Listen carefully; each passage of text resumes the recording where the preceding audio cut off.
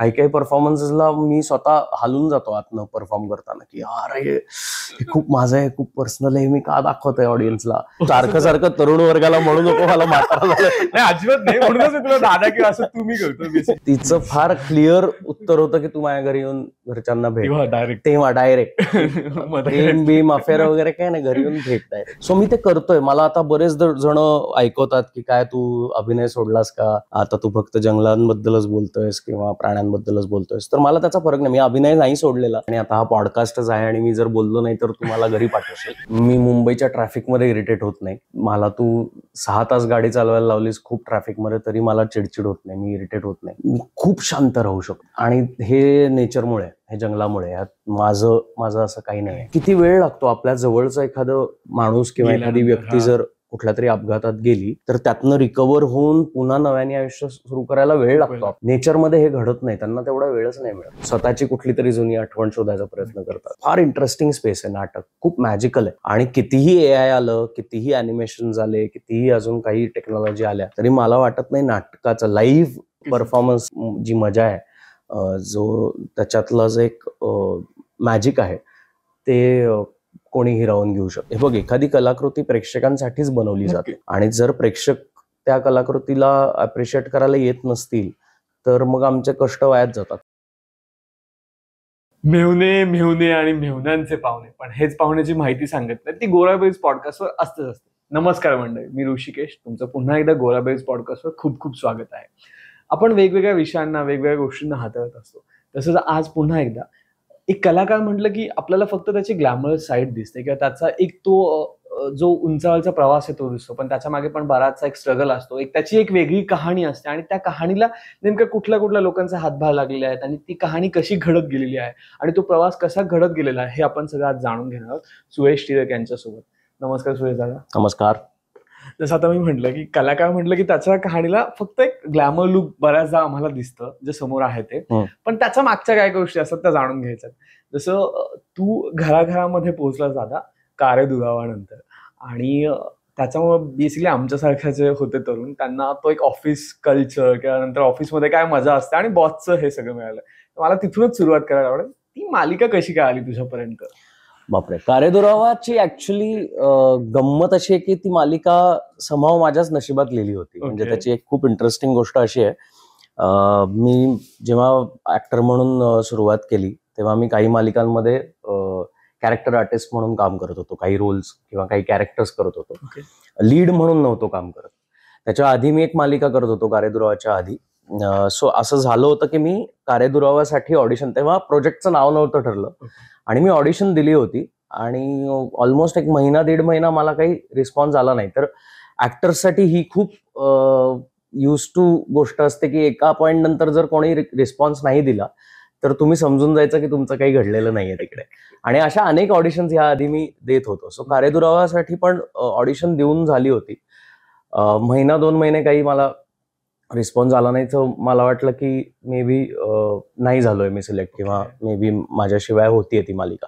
आणि त्यावेळेला मी पुढचं पाऊल नावाची मालिका करत होतो. सो पुढचं पाऊल सुरू असताना लकीली दुर्वा नावाची मालिका मिळाली, ज्यामध्ये फार वेगळं एक कॅरेक्टर मला प्ले करायला मिळालं. भूपती पाटील ज्या कॅरेक्टरनी, त्या प्रवासाने मला खूप एनरिच केलं ॲज अन ॲक्टर ऑल्सो.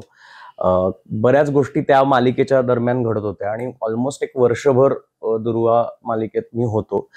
आणि जसा माझा मालिकेतला प्रवास संपला, म्हणजे मालिका चालू होती पण माझं कॅरेक्टर संपलं, त्यानंतर अचानक मला परत फोन आला. आता 1.25 वर्ष झालं होतं. मला फोन आला की अरे एक ऑडिशन करायचे तर तू येऊन जा. तर मी म्हंटल की कुठली, काय ऑडिशन आहे, काय आहे, कारण दुर्वामध्ये तसं बघायला गेलं तर मी मेन कॅरेक्टर्स पैकी एक होतो, म्हणजे लीड होतो. सो त्यावेळेला अनफॉर्च्युनेटली माझ्या डोक्यात असं होतं की यार आता लीड करतोय आपण तर आता कॅरेक्टर्सकडे परत जायचं नाही, जी चुकीची कॉन्सेप्ट आहे, जी मला नंतर आयुष्यात रिअलाइज झाली. पण त्यावेळेला असं वाटत होतं की यार आता एक लीड म्हणून केलंय तर आता जरा आपण चुजी राहायला पाहिजे कामांच्या बाबतीत. आणि म्हणून मी आपले 10 प्रश्न विचारले. तर तो जो कास्टिंग डायरेक्टर होता, जो प्रोड्युसर सुद्धा होता, त्यांनी मला विचारलं, तो मला म्हटला की तू ये, आपण लुक टेस्ट करूया, ऑडिशन करूया. म्हटलं ओके. मी ऑडिशनला गेलो, ऑडिशन केली, स्क्रिप्ट वाचली आणि मी म्हटलं यार हे स्क्रिप्ट वाचल्यानंतर म्हटलं यार हे वर्षभरापूर्वी आपण ह्याच 2 कॅरेक्टर्स बद्दल ऑडिशन केली होती का रे? तर तो म्हटला हो तोच शो आहे, फक्त आता स्टोरी पुढे गेली आहे. सो आधी जी स्टोरी होती त्यामध्ये जय आणि आदिती हे 2 कॅरेक्टर्स एकमेकांच्या प्रेमात पडतात. जय तिला इम्प्रेस करायला वेगवेगळे फंडे वापरत असतो. त्याला जेव्हा लक्षात येतं की ती आदिती अशा बॅकग्राऊंड मधनं येते आणि तरी सुद्धा इतकी साधी आहे, एवढ्या श्रीमंत घरात वाढलेली मुलगी पण अतिशय ग्राउंडेड आहे, हंबल आहे, हे जेव्हा त्याला लक्षात येतं तेव्हा जय तिच्या प्रेमात पडतो आणि मग ती लव्ह स्टोरी आणि मग पुढे लग्न आणि मग पुढचा प्रवास असं होतं. वर्षभर मालिका काही झाली नव्हती, डायरेक्ट असं ठरलं होतं की आता लग्ना पुढचा प्रवास. सो जे आधीचं कथानक होतं ते सगळं अज्युम्ड होतं. आणि मी जेव्हा स्क्रिप्ट वाचली तेव्हा मी म्हटलं ही कॅरेक्टर्स तीच आहेत, पण हे लग्नानंतरचे सीन्स आहेत ऑडिशनला. तो म्हटला बरोबर आहे तीच आहे, फक्त आता त्यांनी स्टोरी चेंज केली आहे, पुढे गेले. म्हटलं ओके. मी ऑडिशन दिली आणि सो मला ना ऑडिशन दिल्यानंतर परत काही दिवस काही तसा पटकन रिस्पॉन्स नाही आला. एक दिवस मला जर असं मी काही वर्कआउट होत नाहीये आणि काही पर्सनल आयुष्यातल्या पण काही गोष्टींबरोबर मी स्ट्रगल करत होतो. सो मी ना मुंबईतनं पुण्याला यायला निघालो होतो आणि मला फोन आला की तू आज आपण संध्याकाळी लुक टेस्ट करायचे तर तू ये. तो मी त्याला म्हणालो की अरे ठीक आहे आता मी निघालोय पुण्याला. तर तो म्हटला की वेडेपणा करू नकोस, तू ये परत. तर मी ना अजिबात मूडमध्ये नव्हतो. म्हणजे मी खूप खरं सांगायचं तर मला असं झालं होतं की यार मला आता नाही परफॉर्म करता येणार आहे, कारण मी आता वेगळ्या माइंडसेटमध्ये आहे. डोक्यात अनेक विचार चालू होते.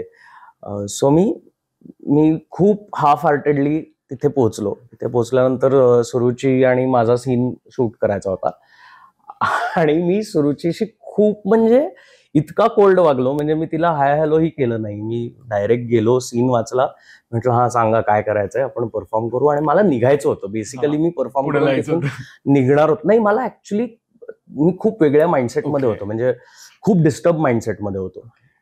नाव when I think of it, काही काही वेळेला तुमच्याकडनं काय परफॉर्मन्स कधी निघेल you can never predict. So मी त्या डिस्टर्ब माइंडसेटमध्ये होतो आणि मला असं झालं होतं की मला आत्ता नकोय शूटिंग, प्रोजेक्ट, काम काही नकोय आत्ता. मला शांत, जरा घरची लोक हवी आहेत, मित्रमंडळी हवेत, जरा मला शांतता हवी आहे. मी गेलो, मी शूट केलं आणि मी विचारलंही नाही काय झालं कसं झालं. मी फक्त आम्ही सीन्स शूट केले आणि मी निघालो. निघाल्यानंतर संध्याकाळी, म्हणजे मी घरी पोचायच्या पुण्याला पोहोचत होतो ऑलमोस्ट, तेव्हा मला फोन आला की आपण या तारखेपासून ऑन फ्लोअर जातोय, चॅनलला खूप आवडली ऑडिशन. म्हटलं कसं शक्य आहे, हे कसं काय पॉसिबल आहे? तर तो म्हटला अरे मस्त झाला सीन आणि जे त्यांना हवं होतं ते करेक्ट इमोशन्स वाईज त्यांना मिळालं. तर मी अजूनही डिसबिलीफ मध्ये होतो, कारण एक एवढा मोठा चॅनल, म्हणजे झी मराठी तेव्हा जसं तू म्हणालास तसं घराघरात पोचलेला चॅनल होता. त्या चॅनलचं लीड करायला मिळणं, जे अनेक ऍक्टर्सचं स्वप्न असतं, ते असं झालं असं मला जेव्हा सांगितलं तेव्हा मला खूप वेळ गेला ते पचवायला. I was still in disbelief. मी पुण्याला येऊन लगेच परत निघालो. मला तो जो काही शांतता आणि ते सगळं हवं होतं ते मे बी म्हणजे ते असं झालं की आत्ता ती वेळ नाहीये, मे बी आत्ता मी काम करणं अपेक्षित आहे. आणि मी परत गेलो आणि परत गेल्यानंतर मला आठवतंय पहिले एक 10-12 दिवस आम्हाला कळतच नव्हतं काय चाललंय. बाहेरचं जगच आमच्यासाठी एक्झिस्ट करत नव्हतं, कारण आम्ही दिवसभर सेटवर असायचो. सुरुवातीचे जे इनिशियल एपिसोड्स होते, प्रोमोज खूप इंटरेस्टिंग झाले होते कार्यदुरावाचे. तर ते सगळं आम्ही फक्त जाऊन शूट करत होतो. म्हणजे 14 तास आम्ही सेटवर, 14-15 तास आम्ही सेटवर घालवायचो. कधी वेळ गेलाय, कसा गेलाय काही कळायचं नाही. घरी जाऊन झोपायचं, एवढंच करायचो. आणि ना अचानक प्रोमोज खूप आवडायला लागले लोकांना. पोस्टर्स लागली होती सगळीकडे, जे एक अगेन खूप मोठं स्वप्न होतं. आजकाल ते घडत नाही, मला फार वाईट वाटतं. मालिकांचे मोठमोठे होर्डिंग्स लागणं बंद झालंय आजकाल, पण त्यावेळेला पोस्टर्स लागले होते. त्याच वेळेला चला हवाई उद्या सुद्धा त्याच स्लॉट वरती चालू होणार होता. सो ना वेगळीच एक झीचं पण एक वेगळं रूप अनुभवायला मिळत होतं, बघायला मिळत होतं. आणि शेवटी आमच्या टीमचं असं ठरलं की आपण पोस्टर्स बघायला जाऊ. म्हणजे माझी आणि सुरुचीची ऑब्व्हियसली इच्छा होती की पोस्टर्स बघायला जाऊ. आणि मग मला आठवतंय आम्ही सिद्धिविनायकाच्या दर्शनाला गेलो. सिद्धिविनायकांचं दर्शन घेतलं आणि मग आम्ही पोस्टर्स बघायला गेलो रात्री. तेव्हा आम्हाला विश्वास बसला. म्हणजे मला तेव्हा विश्वास बसला की अरे खरंच आपण एक मालिका करतोय काहीतरी grand होतंय. जी आहे, जी एवढी मोठी आहे आणि ती घराघरात कदाचित पोहोचणार आहे. आणि परत त्यावेळेला भीती अशी होती की कारेदुरावा since it was not a love story, म्हणजे ती Correct. लग्न झाल्यानंतरची पुढची सगळी गोष्ट होती. तर त्यावेळेला लव्ह स्टोरीजचा खूप ट्रेंड होता आणि छान छान मालिका होत्या आजूबाजूला. सो लव्ह स्टोरीजच होत्या आणि सगळ्या त्या छान वर्क होता. तर आम्हाला भीती मनात अशी होती की यार हे वर्क होईल की नाही, म्हणजे लग्न झाल्यानंतरची गोष्ट आपण सांगतोय, काही लव्ह स्टोरी एज सच नाहीये, पण एक फॅमिलीची गोष्ट आहे, एका ऑफिसची गोष्ट आहे, वर्क होईल की नाही ही भीती होती. पण जसं मी म्हणाला तसं ऍक्च्युली त्या स्टोरीने ना आमच्यासारख्या लोकांना खूप शिकवलं, म्हणजे तरुण वर्गाला, की ऑफिसमध्ये गेल्यानंतर पण तुम्हाला तू ते सारखं कसं- सारखं तरुण वर्गाला म्हणू नको, मला म्हातारा झालं. नाही अजिबात नाही, म्हणूनच मी तुला दादा किंवा असं तुम्ही करतो बेसिकली, अजिबात म्हातारा नाही. पण एक जो वर्ग असतो ना जनझी किंवा मिलेनियल वाला, त्या लोकांना असं फील झालं की यार नाही, ऑफिसमध्ये गेल्यानंतर सुद्धा आपण ते रिलेशन तितक्या चांगल्या प्रकारे हँडल करू शकतो, कारण बऱ्याच लोकांना ते कसं हँडल करायचं माहित नसतं. आणि एक ऑफिसची जी गंमत दाखवली होती पूर्ण तुमच्या टीमची, म्हणजे बॉसला घाबरून पण ती गंमत कशी करता येते किंवा ते कसं केलं पाहिजे हे खूप मस्तपैकी जाणवत होतं. मला त्याचं क्रेडिट ना आमच्या अख्ख्या क्रिएटिव्ह टीमला द्यायला आवडेल.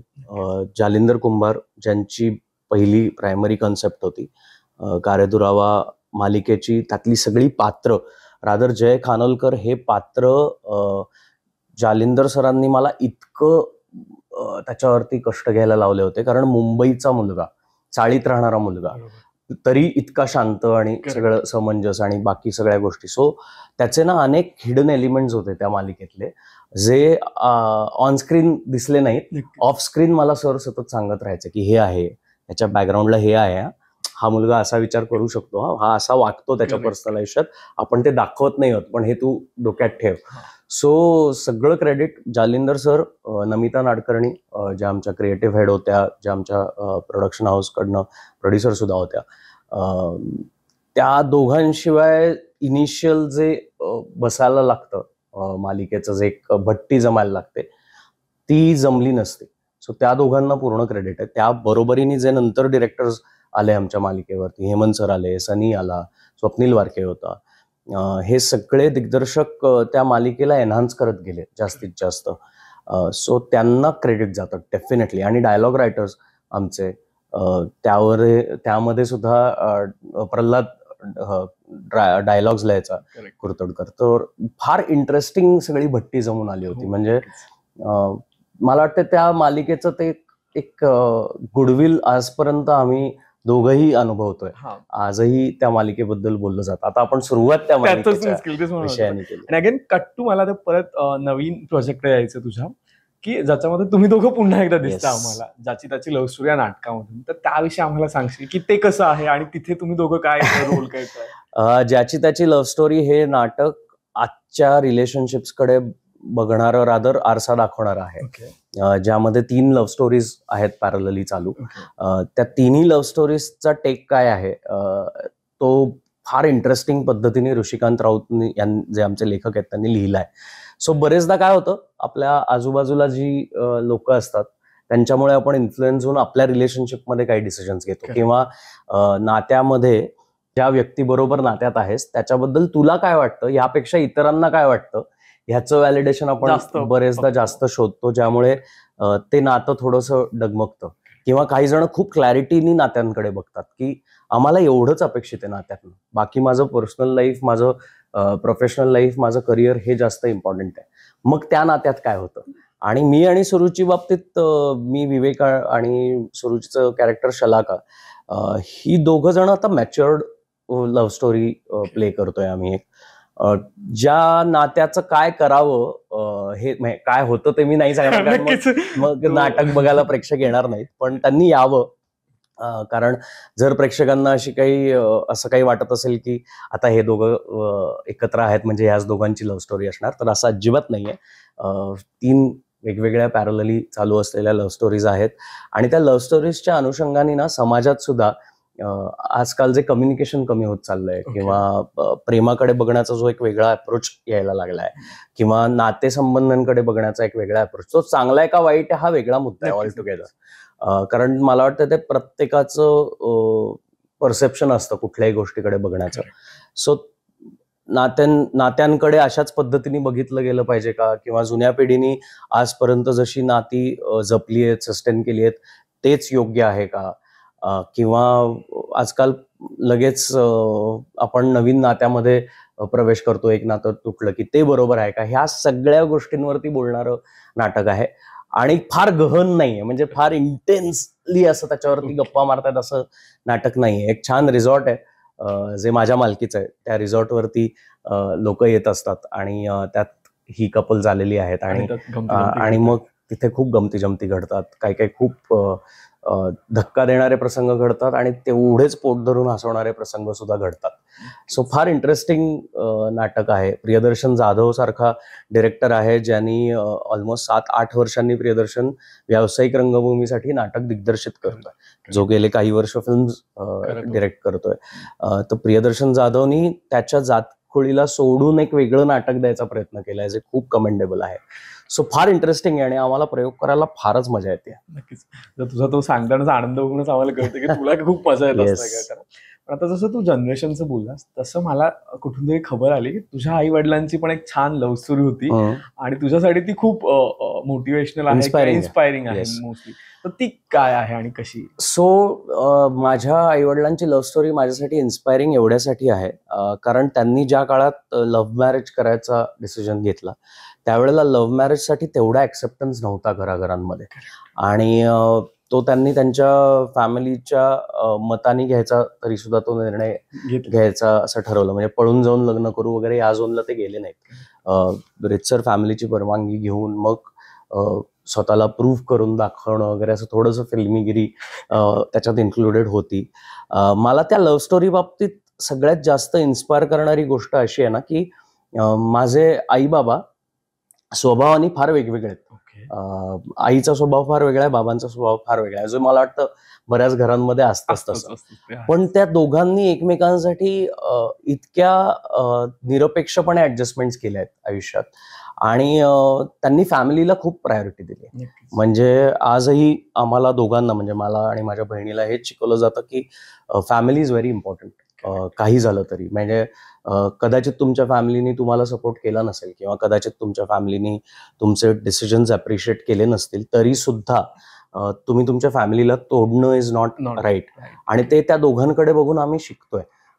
मी आजही शिकतो. म्हणजे त्या दोघांनी ज्या पद्धतीने फॅमिलीला तेवढंच प्रेम दिलंय, तेवढाच आदर दिलेला आहे.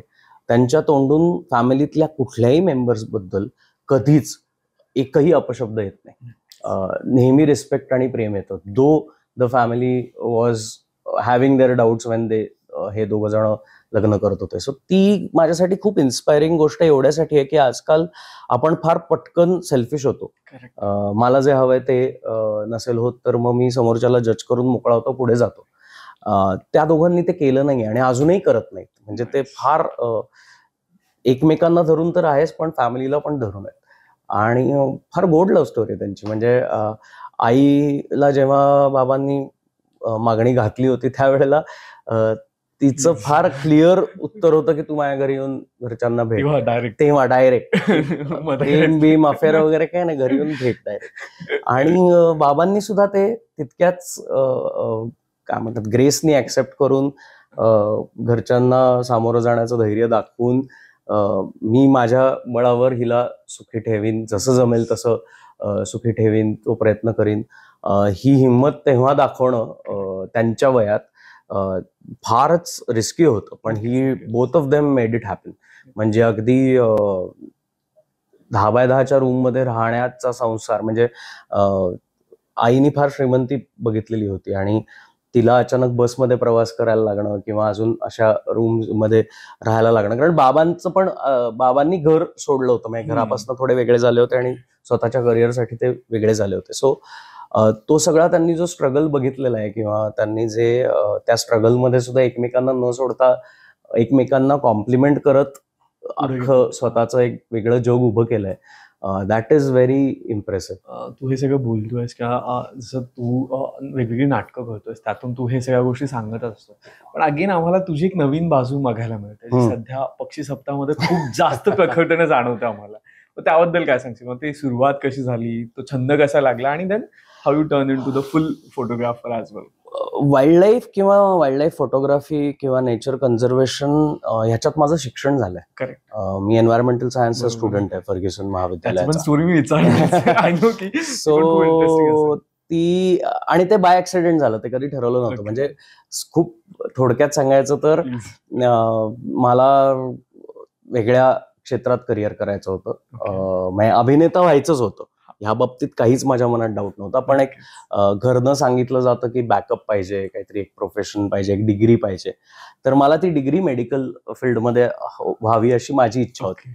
आणि घरच्यांचं बाबांचं म्हणणं होतं की इंजिनियर हो, आणि असं सगळं. कारण त्यावेळेला टिपिकल एवढ्यासाठी, कारण त्यावेळेला त्याच्यात त्यांची काही चूक नाही.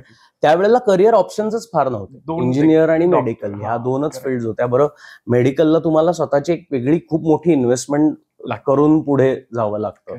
जर तुम्हाला डॉक्टर झाल्यानंतर स्वतःचं क्लिनिक सेटअप करायचं आहे किंवा अजून काही कन्सल्टेशन ओपन करायचं, so you need financial backup. जे त्यावेळेला उभं करू शकू की नाही ह्याबद्दल पण त्यांच्या मनात कदाचित डाऊट्स असतील. त्यामुळे इंजिनिअरिंग कर, जॉब कर, हे त्यांचं म्हणणं होतं. जे मला जॉब कधीच करायचा नव्हता. हे माझं शाळेत असतानाच ठरलं होतं. आणि म्हणजे आमच्या शाळेत एक खूप इंटरेस्टिंग वाक्य लिहिलेलं होतं आपटे प्रशालेत, भिंतीवर लिहिलं होतं की मी नोकरी देणारा होणार, मागणारा नव्हे. आणि असं ते मोठ्या ठळक अक्षरात आपटे प्रशालेत एंटर केल्या एका भिंतीवर लिहिलेलं होतं. तर ते इतकं डोक्यात बसलं होतं ना वाक्य, की मला नोकरी करायची नाही, मी नोकरी देणारा होईल टाइप्स. सो मला जॉब नव्हता करायचा. ते माझं ठरलं होतं शाळेत असतानाच. आणि जेव्हा मी असं सांगितलं घरी, तेव्हा ऑब्व्हियसली घरी सपोर्ट करण्याबाबतीत जरा टायसी होते. नाही, तू आधी तुझा बॅकअप सिक्युअर कर वगैरे, अशी सगळी गडबड चालू असताना एन्व्हायरमेंटल सायन्स मी एवढ्यासाठी निवडलं की मला वाटलं चला फील्ड ट्रिप्स असतील. नवीन विषय होता एकतर. एन्व्हायरमेंटल सायन्स तेव्हा जस्ट इंट्रोड्यूस झाला होता. म्हणजे माझ्या आधी एकच बॅच ग्रॅज्युएट झाली होती एन्व्हायरमेंटल सायन्स मधनं. सो ना फार कोणाला काही आयडिया नव्हती त्या विषयाची. मी म्हटलं चला फील्ड ट्रिप्स खूप होतील. मला फोटोग्राफीची आवड लहानपणापासून होती. सो म्हटलं मला फोटोग्राफी करायला मिळेल, बाहेर हिंडायला मिळेल. असं काही झालं नाही. म्हणजे फील्ड ट्रिप्स झाल्या, पण समहाव ते एज्युकेशन इतकं माझ्यात मुरलं. म्हणजे मला ना त्या फील्ड ट्रिप्स मधनं किंवा माझे सगळे टीचर्स इतके सपोर्टिव्ह होते. म्हणजे फर्ग्युसन कॉलेजमधलं environmental science department has huge role in what I am today. They have played a very important role in my career and my life.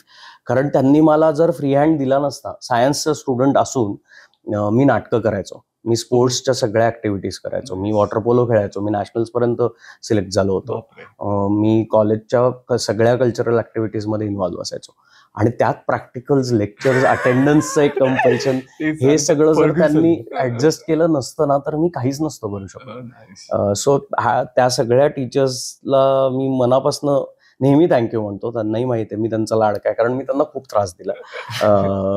मी नसायचोच लेक्चर्सला आणि मग मी डायरेक्ट प्रॅक्टिकलला अपिअर व्हायचो. तेव्हा त्यांचं असं व्हायचं की तू का सायन्स निवडलंस जर तुला हे सगळं करायचं होतं तर. But they help me a lot. आणि मी समाव जे शिकलो कॉलेजमध्ये असताना ते ना नुसतंच शिकलो, ते मी कुठेच अप्लाय नाही केलं फार. मी जेव्हा ऍक्टर झालो किंवा मी जेव्हा ऍक्टर म्हणून प्रवासाला सुरुवात केली, कामं करायला लागलो, वेगवेगळे आर्टिकल्स वाचायला लागलो, तेव्हा ना मी खोटं नाही बोलणार, लिओनार्डो दी कॅप्रिओ मला खूप आवडणारा ऍक्टर आहे. पण मी त्याला त्याच्या पर्सनल आयुष्यात पण फॉलो करतो. आणि मी त्याचं तू इंस्टाग्राम पेज आजही काढून बघ, त्याच्या इंस्टाग्राम पेजवरती जगभरातल्या किंवा तो जिथे राहतो त्या इथल्या सगळ्या क्लायमेट आणि एन्व्हायरमेंट रिलेटेड ऍक्टिव्हिटीज बद्दल तो खूप डोळसपणे बघतो, त्याच्याबद्दल लिहितो, त्याच्याबद्दल लोकांना अवेअर करतो. हे तो कंटिन्युअसली करतो. सो मला असं झालं की एक हॉलिवूडचा ऍक्टर, लिओनार्डो दी कॅप्रिओ सारखा ऍक्टर, त्याला तर ग्लॅम आणि त्याला फेम आणि एवढं सगळं आहे, त्याला जगात त्याला कोणी ओळखत नाही असं कोणीच नसेल. हा एवढा मोठा ऍक्टर आज त्याचं इंस्टाग्रामचं फीड बघशील तर त्याच्या कामांबद्दल नाही किंवा त्याचे फोटोज नसतात, तो एन्व्हायरमेंटल इश्यूज बद्दल बोलतो. सो हे जे आहे की तुमचा आवाज ऐकणारे 4 लोक जर असतील तर तो कशासाठी उठवला गेला पाहिजे किंवा तो आवाज कुठल्या पद्धतीने चॅनलाइज केला पाहिजे हे त्याच्याकडनं समाव माझ्याकडे थोडंसं सेडिन होत गेलं असं मी खूप ओपनली मान्य करतो आज. कारण त्याच्यामुळे मला लक्षात आलं की यार मी तर याच्यात शिक्षण घेतलंय, मी याच्याबद्दल का नाही आहे एवढं ओपन, मी का नाही एवढं वाचत आहे, मी का नाही याबद्दल अभ्यास करत आहे. आणि मग तो हळूहळू ती जर्नी सुरू राहिली. So back of the mind कुठेतरी सतत हे होतं की यार ह्याच्याबद्दल आपल्याला काहीतरी करता आलं पाहिजे. पण ॲज अन ऍक्टर जेव्हा टेलिव्हिजन तुम्ही करता तेव्हा तुमचा खूप वेळ शूटिंगमध्ये जातो. म्हणजे 14-16 तास तुमचे असे जातात, पर्सनल लाईफ उरत नाही. त्यात मला फील्ड ट्रिप्सला किंवा म्हणजे कुठेतरी जाऊन एक काहीतरी एक्सप्लोर करायला किंवा एक्सकर्शन करायला काही स्कोपच नसायचा. सो मी म्हटलं की आपण करूया करूया करूया, डोक्यात होतं, कधी व्हायचं नाही. लॉकडाऊन मध्ये मला जेव्हा खूप मोकळा वेळ मिळाला तेव्हा मी ठरवलं की आता बास, आता इट्स हाय टाइम, आता बोललं गेलं पाहिजे. कारण लॉकडाऊन मध्ये जे क्लायमॅटिक चेंजेस होत होते, नद्या स्वतःला हील करत होत्या किंवा क्लीन करत होत्या, समुद्र क्लीन होत होते, शोअर्स वरती प्राणी बरेचसे अक्वाटिक जे मॅमल्स आहेत ते येत होते. वेल्स बिल्स जे एरवी मुंबईच्या किनाऱ्यावर येऊ शकतील हे कोणी इमॅजिन नव्हतं केलं, ते दिसत होते. डॉल्फिन्स, सो असे इंटरेस्टिंग पक्षी बाहेर पडत होते. सो हे सगळं बघून मला असं आलं की यार this is so powerful. My nature itself is so powerful and is नेचरची जी गंमत आहे की ती सगळ्या ह्युमन रेसला अकॉमोडेट करून, सगळ्या अॅनिमल्सला अकॉमोडेट करून स्वतःचं एक त्यांचं इव्होल्युशन कंटिन्युअसली चालू असतं. ह्याबद्दल आपण अवेअरनेस का नाही करायचा क्रिएट किंवा जनरेट. सो मी ते करतोय. मला आता बरेच जण ऐकवतात की काय तू अभिनय सोडलास का, आता तू फक्त जंगलांबद्दलच बोलतोयस किंवा प्राण्यांबद्दलच बोलतोयस. तर मला त्याचा फरक नाही, मी अभिनय नाही सोडलेला, मी माझी प्रोजेक्ट्स करतोच आहे. पण मी आता I found a way to balance it out. जेव्हा वेळ मिळतोय तेव्हा मी जंगलांकडे पळतोय, जेव्हा मला वेळ मिळतोय तेव्हा मी अवेअरनेस किंवा कन्झर्वेशनचं काहीतरी काम करायचा प्रयत्न करतोय, जेवढं जमेल तेवढं. पण मला वाटतंय की त्या प्रयत्नांना कदाचित आज यश नाही मिळणार, पण जो पर्यावरणाचा ऱ्हास होणार आहे किंवा क्लायमेट चेंजमुळे जे काही डूम्स डे जवळ आहे असं म्हणतात, तो जो 10 वर्षांनी तो डूम्स डे येणार असेल, आपण सगळेच जण 10 वर्षांनी जे संपणार असू ते कदाचित अजून 5 वर्ष पुढे ढकलू शकू जर आपण अवेअरनेस क्रिएट करू शकलो तर. पण नक्कीच वाईल्ड लाईफ फोटोग्राफर किंवा जेव्हा नेचरच्या क्लोज जातो आपण त्यावेळेस एक बेटर ऍक्टर किंवा एक बेटर पर्सन होण्यासाठी खूप मदत होत असेल. So nature has taught me to be very patient. मी आत्ता आपण खूप गप्पा मारतोय आणि आता हा पॉडकास्टच आहे आणि मी जर बोललो नाही तर तुम्हाला घरी पाठवशील, त्यामुळे मी एवढा गप्पा मारतोय. पण अदरवाईज तू माझ्याबरोबर जर कुठे जंगलात आलास आणि मी कुठे असा फिरायला आलास तर दिवसभर मी शांत बसू शकतो. इतका मी शांत राहू शकतो नेचरमुळे. मी भयंकर पेशन्स ठेवू शकतो. म्हणजे मी मुंबईच्या ट्रॅफिकमध्ये इरिटेट होत नाही. मला तू 6 तास गाडी चालवायला लावलीस खूप ट्रॅफिकमध्ये तरी मला चिडचिड होत नाही, मी इरिटेट होत नाही. मी खूप शांत राहू शकतो. आणि हे नेचरमुळे, हे जंगलामुळे, माझं असं काही नाही.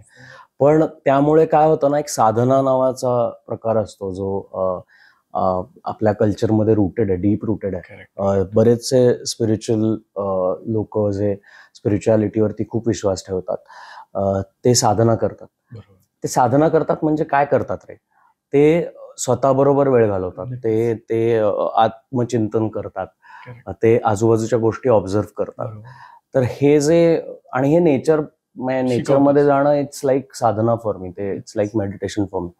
सो जेव्हा प्राणी बघतो, पक्षी बघतो, झाडं बघतो, त्याच्यातनं मी घरी खूप शांतता घेऊन येतो. मी ना माझ्या घरी सुद्धा लोक अनकम्फर्टेबल होतात की तू बोलतच नाहीस, तू आमच्याशी पण बोलत नाहीस. तर मी नाही बोलत, मी फार कमी बोलतो जेव्हा मला माझा वेळ हवा असतो. किंवा मी जर घरी एका कम्फर्टेबल स्पेसमध्ये असेल तर मी दिवसभर तुला कळणार पण नाही माझं अस्तित्व, इतका शांत राहू शकतो एखाद्या रूममध्ये. किंवा एखाद्या भरलेल्या रूममध्ये सुद्धा मी खूप शांत राहू शकतो आणि मला त्याचा त्रास नाही होत. ती शांतता, ते जे ऑब्झर्वेशन करण्याची गंमत आहे ती आता खूप मला ॲज अन ऍक्टर म्हणून हेल्प करते.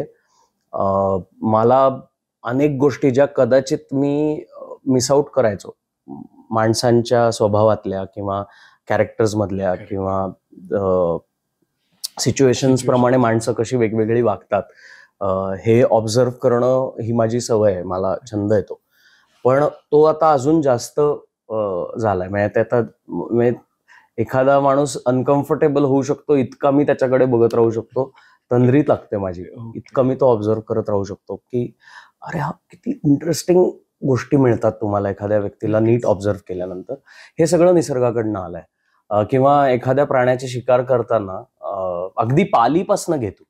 पाल जर एखादं फुलपाखरू किंवा एखादी माशी घरातली पाला ती जर तू शिकार करताना जर बघितलीस ना तर तू 2 तास एंटरटेन होशील, कारण ती इतकी स्लो मूव्ह करते, इतकी शांतपणे ती त्या शिकारीला हेरून असते आणि ती ना तशीच असते रे त्याच पोझिशनला. आपण नाही राहू शकत माणसं इतके स्थिर नाही कधीच. आणि ते तेवढा वेळ देतात त्या शिकारीला सुद्धा पूर्ण त्याचं हे करून, आणि मग जेव्हा शिकार करतात ती मोमेंट अशी सापकन होते.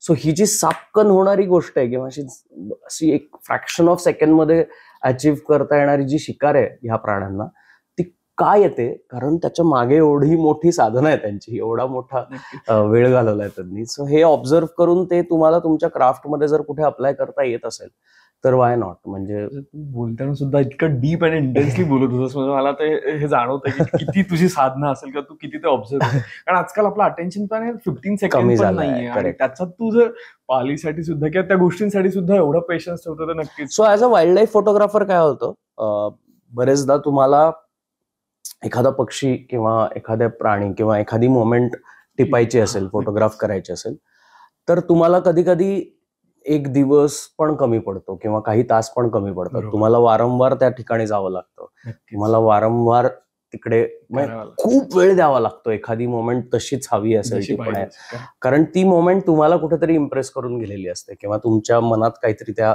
मोमेंटचं एक इम्प्रेशन असतं आणि तुम्हाला ती तशीच टिपण्यासाठी तुम्हाला त्या नेचरला, त्या प्राण्यांना, त्या पक्ष्यांना तेवढा रिस्पेक्ट आणि तेवढा वेळ द्यावा लागतो. सो ते एखादी गोष्ट परत परत परत परत जेव्हा तुम्ही करता तेव्हा obviously you practice it a lot and then you achieve certain amount of perfection in it. So ते सगळं नेचरकडनंच येत आहे. प्रॅक्टिस मेक्स मॅन परफेक्ट हे नेचर दुसरं कोणी नाही शिकू शकत. Plus survival of the fittest सारखी जी गोष्ट आहे की you have to survive and you have to remain fit to survive, or you have to keep that fighting spirit alive in you. म्हणजे मी मध्यंतरी एक असंच डॉक्युमेंटेशन करत होतो, असं काय म्हणतात त्याला, बाय फ्लुक ते डॉक्युमेंटेशन झालं होतं.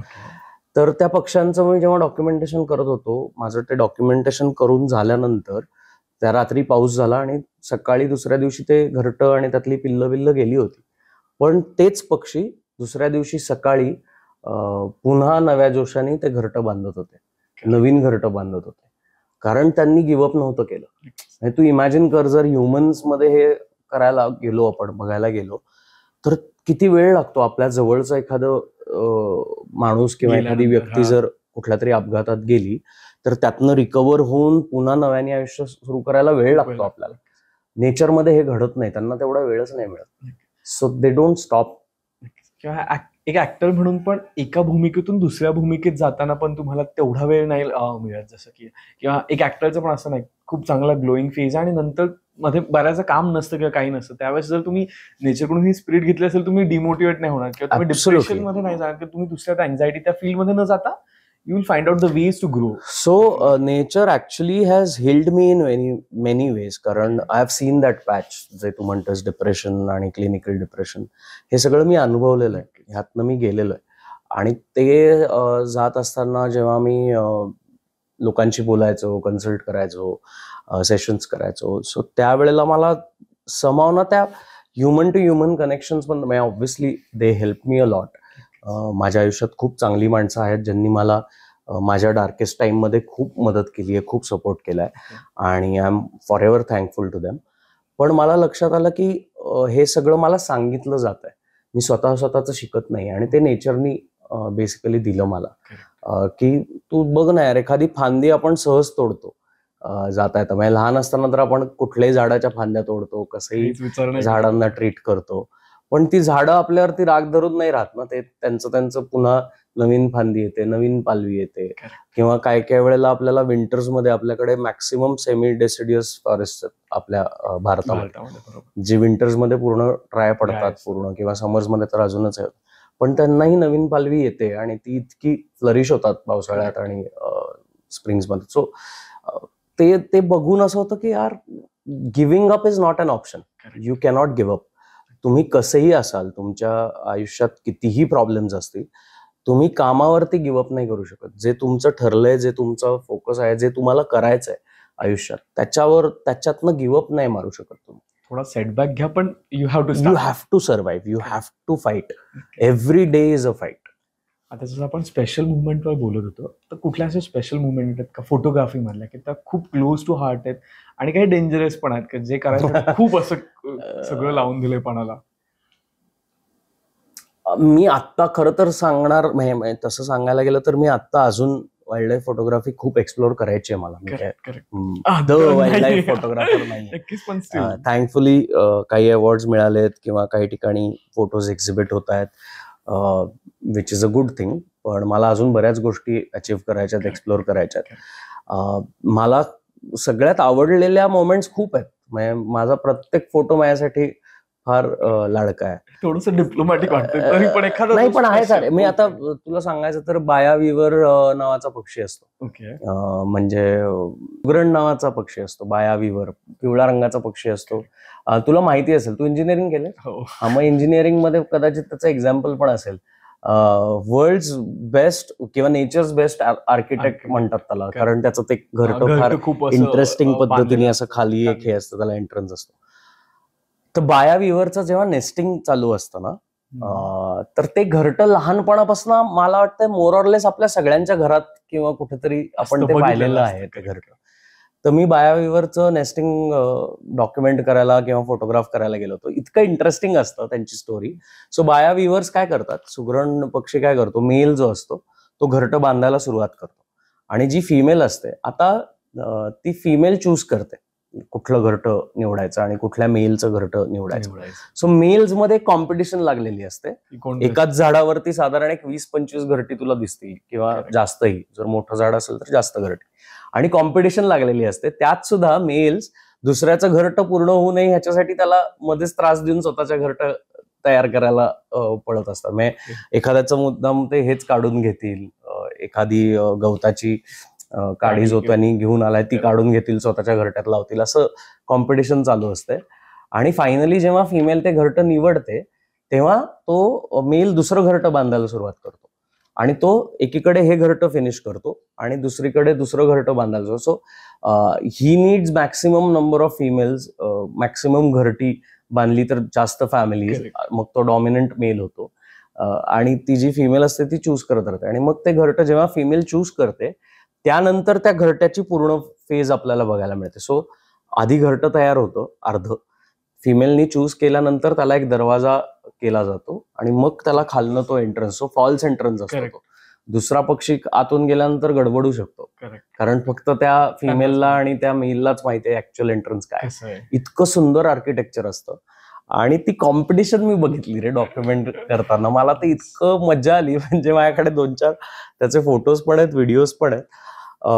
इतके गोड भांडतात ना ते मेल्स एकमेकांची. एखादा डॉमिनंट मेल जर असेल जो कदाचित त्यांच्यापेक्षा, त्यांच्यातलं जे काही वयाचे क्रायटेरियाज असतील त्याच्यात वयानी अनुभवानी मोठा असेल, तर तो पटकन कधी नवीन एखाद्या मेलला खेळवून त्याचं घरटं बिघडवेल आणि स्वतःचं घरटं स्ट्रॉंग बनवेल, हे असं म्हणजे ते बघणं as a wild life photographer you can observe it very closely, because तुम्ही त्यांच्याबरोबर खूप वेळ घालवता आणि ती कॉम्पिटिशन बघणं इज व्हेरी इंटरेस्टिंग. म्हणजे मला असं होतं की यार, आपल्याकडे काय चालतं वेगळं, आपल्याकडे humans also do the same thing, similar thing, की एक दुसऱ्याचे पाय खेचा, मग आपण कसे सुपिरियर आहोत ते फिमेल्सला इम्प्रेस करण्यासाठी दाखवा. सो इट्स व्हेरी इंटरेस्टिंग आणि ते बघणं, त्याच्यातनं शिकणं. सो दिस इज माझी ती आत्ताची रिसेंटली जर म्हणशील तर माझी ती सगळ्यात फेवरेट मोमेंट आहे, बाया विवर्सचं जे मी डॉक्युमेंटेशन करत होतो. It's very very interesting. आता पुन्हा एकदा आपण नाटक या क्षेत्राकडे येऊयात. मला असं वाटतंय कारण तू तिकडे रमलाय खूप जास्त नक्कीच, पण स्टील नाटकाकडे येऊयात. कारण आता एक नवीन काहीतरी आहे, म्हणजे टीव्ही झालंय, त्याच्यानंतर नाटकही मध्ये तू केलेली आहेत, बरोबर आहे, आणि आता पुन्हा एकदा ती करतोयस. तर कसं वाटतं तो पूर्ण प्रवास, म्हणजे लॉकडाऊनच्या आधी आणि आता एकंदर बघा. हे बघ, मी नाटकातनंच आलोय. Correct. मी प्रायोगिक रंगभूमी, इंटर कॉलेजिएट कॉम्पिटिशन्स ह्याच्यातनंच आलोय. नक्कीच. पुरुषोत्तम, विनोदोत्तम, सरपोतदार, अनेक करंडक पुण्यात जे होतात, त्या स्पर्धांमधनच माझी जडणघडण झाली ॲज अन ॲक्टर. प्रायोगिक रंगभूमीवरती काम करत असताना मला अभिनयच करायचा हे खूप स्ट्रॉंगली अजून माझ्या मनात ठासलं गेलं. सो नाटकावरचं प्रेम माझं कधीच कमी होणार नाही. म्हणजे मी कधीही, मला कोणीही नाटकासाठी विचारलं तर मी डेफिनेटली नाटक करायला वेळ देईन, वेळ द्यायचा प्रयत्न करीन. कारण नाटकामुळे ना तुमचा एकतर खूप छान सराव होतो ॲज अन ॲक्टर. तुम्हाला लाईव्ह रिॲक्शन्स मिळतात, लाईव्ह ऑडियन्स मिळतो, आणि तो ऑडियन्स तो खोटं नाही बोलत ऑडियन्स तुमच्याशी, कारण तुम्हाला तिथे काहीच रिटेक्सची चान्स नसतो. तिथे जे काही घडतं ते खरं घडतं. त्या 2-2.5 तासात जे काही इमोशन बिल्ट होतं त्या स्टेजवर, त्या रंगमंचावर आणि प्रेक्षकांमध्ये, हे इतकं खरं असतं ना की ते तुम्ही अनुभवत असता. तुम्हाला ऑडियन्समध्ये असं पण ऐकू येतं, ऑडियन्सकडनं एखादी टाळी सुद्धा तुम्हाला अजून जास्त चार्ज करते. सो सगळ्या लाईव्ह रिॲक्शन्स असतात. एक अख्खं म्हणजे नाटक हे कधीच फक्त आर्टिस्टचं असू शकत. नक्कीच. प्रेक्षकांशिवाय नाटकाला अर्थ नाही. आणि भरलेलं जर प्रेक्षालय असेल, म्हणजे जर तुडुंब भरून वाहणारं प्रेक्षालय असेल, तर त्यासारखं दुसरं सुख नाही. म्हणजे असं हाऊसफुल प्रयोग जे असतात त्याला तर वेगळीच मजा येते, कारण इतकी लोक तुमच्या जगात आलेली असतात आणि तुम्ही त्यांच्या जगाचा भाग होता, आणि तुम्ही एकत्र मिळून एक वेगळं जग क्रिएट करतात. ती त्यावेळेची ती इमोशन, तुम्ही हसत असता तेव्हा तेही हसत असतात, तुम्ही रडत असता तेव्हा त्यांनाही थोडंसं रडू येत असतं, तुम्ही तुमच्या आठवणीत हरवता तेव्हा तेही तुमच्या आठवणींमध्ये स्वतःची कुठली तरी जुनी आठवण शोधायचा प्रयत्न करतात. सो फार इंटरेस्टिंग स्पेस आहे नाटक, खूप मॅजिकल आहे.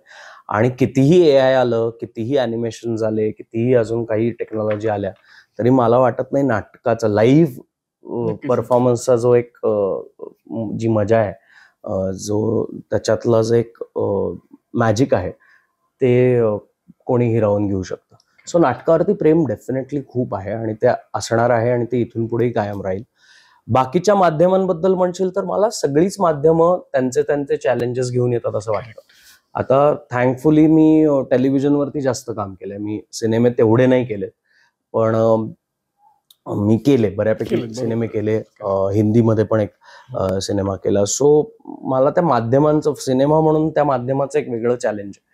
आणि cinema is all about big screen. म्हणजे आजकाल OTT मुळे घरी टीव्हीवरती बघतात सिनेमे मॅक्सिमम, किंवा फोन्सवर बघतात. मजा नाही येत मला स्वतःला थिएटरला जाऊन बघायला आवडतात सिनेमे आजही. त्यानंतर OTTचं म्हणशील तर आता बंदिश बँडिट्स सीझन 2 मध्ये मी एक छोटंसं कॅरेक्टर केलंय. तर त्याचं एक वेगळं, माध्यमाचं एक वेगळं फील कसं म्हणजे OTT वाला. कारण आजकाल OTT आय गेस जसं झीमचं आपण मगाशी बोललो, तर घराघरात पोहोचलाय, तसं OTT प्रत्येकाच्या हातात पोहोचला. हो, it's a very personal media. Correct. त्याच्यात काम करताना काही अशा वेगळ्या गोष्टी असतात त्याचा प्रकर्षण. मला काय वाटतं, ऍक्टर म्हणून तुमचं काम काय असतं की तुम्हाला लेखकाने किंवा तुमच्या दिग्दर्शकाने किंवा तुम्ही जे कॅरेक्टर आहात ते तुम्ही पोहोचवणं. मग माध्यम शुड नॉट मॅटर. कुठल्या माध्यमावर तुम्ही ते पोहोचवताय हे ऍक्टरला मॅटर करू नये. म्हणजे मला बरेचदा असे मित्रमैत्रीण माझे काही आहेत ऍक्टर्स जे असं ठरवून टाकतात की नाही रे आम्ही टेलिव्हिजन करणार नाही आहोत, नाही रे आम्ही नाटक करणार नाही, आम्ही फक्त फिल्म्स आणि OTT करणार. मला हे कळत नाही, मला हे उत्तरच समजत नाही. तुम्ही ऍक्टर्स आहात, तुम्ही एक कॅरेक्टर पोहोचवण्याचं तुमचं काम आहे, तुम्ही प्रेक्षकांना खिळवून ठेवण्याचं काम. मग ते कुठल्या माध्यमावर होतंय त्यांनी काय फरक पडतो. डेफिनेटली त्याचे टेक्निकल ऍस्पेक्ट्स, टेक्निकली तुम्हाला त्या बाबतीत थोडंसं अवेअरनेस आणि वेगवेगळे चॅलेंजेस आहेत. जसं आता टेलिव्हिजनला एखादा शो वर्ष 1.5 वर्ष चालतो, तर वर्ष 1.5 वर्ष ते कॅरेक्टर रोज त्याच कन्सिस्टंटली करत राहायचं, न कंटाळता न थकता, हे एक चॅलेंज आहे ऍक्टर म्हणून. आणि ते रोज तितकंच फ्रेश वाटलं पाहिजे. नाटकाचं 2-2.5 तासाचा जीव आहे, पण तो तेवढा लाईव्हली करता आला पाहिजे तुम्हाला. फिल्म्सचं परत तसंच आहे, 2.5-3 तासाची फिल्म असते, त्याच्यात तुम्ही ते जगता. सिरीज OTT म्हणशील तर काय 40-45 मिनिटाचे एपिसोड्स, 8 किंवा 10 एपिसोड्स मॅक्स किंवा 12 एपिसोड्स. तर हे जे गणित आहेत, ह्याची टेक्निकॅलिटी जी आहे, त्या कॅरेक्टरची कंटिन्युटी, मग तुमचा ग्राफ, कुठल्या एपिसोडचा ग्राफ कसा जातोय, अख्ख्या एपिसोडचा पण ग्राफ असतो ना एक. सो ते कसं जातंय, तिथे तुम्ही कसे प्लेस्ड आहात, तुम्ही काय काम करू शकता, हे डेफिनेटली मॅटर करतं. Technical knowledge is must.